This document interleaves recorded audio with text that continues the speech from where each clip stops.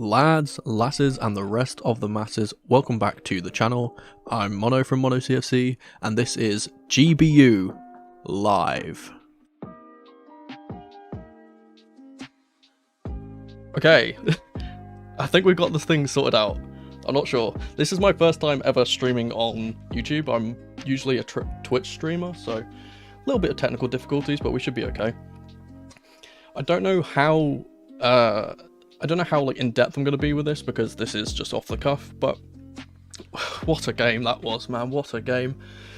It's kind of disappointing really because I feel a lot of you will also have the sentiment that we should have won that game and we definitely could have won that game, and I feel like we've had that same scenario for like every single game we've played against Liverpool in recent times. But yeah, as I said, we'll be doing GBU live like this from now on, hopefully with less technical issues next time, now that I know what's going on. But yeah, so as usual, I'll go from left to right, from good to bad to ugly, and then we'll go all the way back to left and finish on a positive note. So the first player that I'm going to be putting into the good box is actually, if I can find him on my list, Axel Disasi. I think for a player who came in on very short notice and wasn't kind of expected to start, I think there was a quick tactical change about 5 minutes before the game. I think he was very, very solid defensively, except for that kind of slight mislapse of judgment for the first goal. Obviously, getting our goal is going to merit him getting into the good box, and I've actually got my little football thing if I can get it. Here we go. That's for his goal. I think he was very solid, and he showed kind of what I noticed when I was doing research on him when I first kind of got wind of this player, and that he's very proactive and his positioning was very, very good. I don't think the goal that we conceded, I don't think that was particularly his fault. I think it was more of a issue with the system, and I'll get onto that a little bit later because, spoiler alert, the ugly is going to be our system for what we played because it was awful. But yeah, Axel, very, very good. I'd like to see him play more, and more of a 4 at the back would be better, but he gets in the good box, and yeah, he had a very good game apart from that one lapse. The next player that I'm going to be putting in here, I think you all know is going to go in here, and that's Enzo Fernandez. If I can find him, there we go. Here we go. Sorry, I'm still getting used to using this. Enzo had a straight man of the match performance, and I think this is probably, it's not exaggerating if I say that this was his best ever performance in a Chelsea shirt. He really, oh God, I'm so unlucky for him because he could have had a goal, and he's so much better in that 8 position. We saw that. He kind of had to, in the second half, he kind of had to supplement Gallagher a bit more, but even when he was doing that, he was still the best player on the pitch, and he was showing why he's worth his price tag. I saw a lot of people on Twitter kind of saying, we feel like we've robbed Benfica, we should probably pay them another 100 million, and I genuinely agree with that.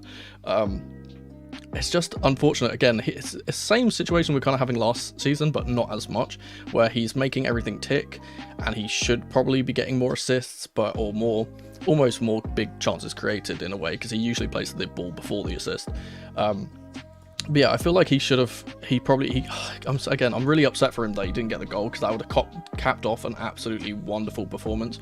He ran the midfield. I don't think Liverpool's midfield could deal with him at all. There's one moment where he just completely rinsed 3 players like it was nothing. And he's only going to get better once we get in a defensive-minded player next to him. As I said, I don't think Gallagher was particularly the best option for him as the second in the pivot, and that's actually who I'm going to be putting into the medium box here. I call this the bad box, but this is the medium box.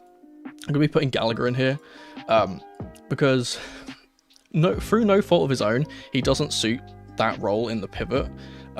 Because he's not press resistant enough, and I feel like if this was Caicedo, and the reason why I think that he played actually is because I think Poch is trying to emulate what Caicedo would do in this team with Enzo, where Caicedo would drop deep and Enzo can run on, whereas Gallagher just doesn't have the tools for that. That being said, I do want to say that in the second half, he was phenomenal defensively. He made some key vital interceptions and some very, very good tackles towards the end. So this is why he's in this box and not in the red one. But yeah, I did think he played really well, but I just don't think he suits the role. And I think that's, again, I don't think that's his fault. I think it's more of a system fault, which I'll get onto.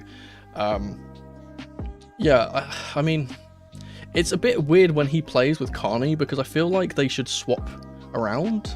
I feel like Gallagher should be the one that plays more advanced, and Carney should be the one that plays a bit deeper, because I feel like Carney's a bit more press resistant than Gallagher is. But overall, I think he did pretty good in the game. Just, again, a matter of circumstance, I don't think he should play in the pivot.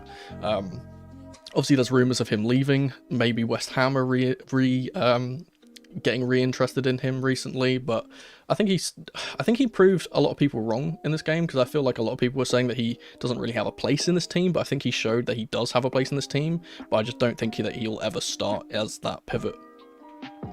Yeah, I agree. As someone has said in chat, better in a midfield 3 than in the pivot. He's definitely better as a box-to-box mid, I would say, or even a more advanced 10 getting into the box. His runs into the box is what he kind of made his craft off of. So I would probably play him there, but in the pivot, that's just a big no. We'll move on to the ugly box, and this is basically all I'm going to be saying for this, is that the 3 at the back system is awful and we should never do it again. I mentioned this when we tried this in preseason. We played a 3 at the back, and I said I don't want to ever see this system ever again because it was awful.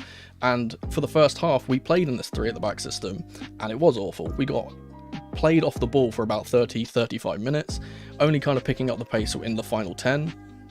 And in the second half, I don't know if a lot of people would be able to notice it because it's very subtle, and I will actually go through this in my tactical kind of breakdown of this game later in the week, or next week rather. But we actually swapped to a 4 at the back in that second half, with Chilwell playing as a left back, which was a bit interesting. Obviously, he's not naturally a left back, but he's a left-sided centre back. And we saw immediately how we swapped into that role with Enzo dropping a tiny bit deeper to match up with Conor Gallagher, and we played so much better throughout that second half. We completely bossed them the entire half. So yeah, this is for the 3 at the back. I don't want to ever see us play it, and it was even weirder because it was like a last minute adjustment that Mudryk was taken out. We were going to play 4 at the back, and then Disasi was played in, which admittedly, yeah, I guess in hindsight you could say was a good decision because he got a goal, but I feel like if we started with a 4 at the back, we would have had more success in that regard. We've seen a lot of Premier League teams now playing, especially Man City with Ake, playing like centre-backs in full-back roles because they're more defensive, and then you can let your actual full-backs kind of invert and be more creative in the midfield, which is what Reece James was doing. Speaking of Reece James, we'll move into that for the next one. I'm going to be giving a good box for specifically a combination of Sterling and James. I can't believe that I'm putting Sterling in the green box because I've been so critical of him recently. And again, yeah, he was losing the ball quite a lot, and that's a thing he has to work on, but that combination on the right-hand side was an absolute nightmare for Liverpool to defend in the first half. I think we kind of got a bit flat towards the end of the game because James came off. Obviously, we now have that liberty of being able to swap James off and bring on Gusto, because they are quite similar in terms of how they play. I should actually, hang on, I'm going to put this here, because I'm not putting Sterling in here individually, I'm putting him specifically for this combo. If it was based on his actual individual performance, I'd be putting him in the yellow box, because I don't think he's particularly had a great game on his own, but just that right-hand side was very, very good for us and very fruitful. James could have had an assist to Jackson in the first half, very unlucky for him not to score. I would put him in the box, but I don't have enough space for that, and I feel like other things were kind of more important than Jackson, and I love Jackson, you know that I love Jackson. I would just put him in the green box every single week if I could. I also just feel like we could have won that game right at the end if Jackson released his pass a little bit better, and Mudryk could have scored, but there we go. The last thing that I'm going to be putting here is for Ben Chilwell, if I can find him. There he is. I'm going to have to make him small because I don't have enough space in this box. I didn't really plan this very well. Chilwell was a nightmare on that left-hand side. Admittedly, kind of for us in the first half, he was kind of leaving Colwill alone a lot, which was kind of an issue. But bombing up that pitch, he gives us so much dynamism on that left-hand side and so much energy, and he is a constant threat. Whether you like him or not, he is always the outball for us, switching from right to left. James and Enzo, those crossfield diags, just completely bringing Chilwell into the game. He got his assist for Disasi. He could have had a goal, but it was ruled out for offside, obviously. I think he played very, very well, and he was very unlucky for that goal to be offside. I am very disappointed in the fact that we did not play Madueke, because I feel like Madueke and James would have had a better link up than this, but I'm not actually going to put him in a box because I don't think it credits him being in the box. He didn't play, obviously. Go on, we'll put the chilly face for Chilwell.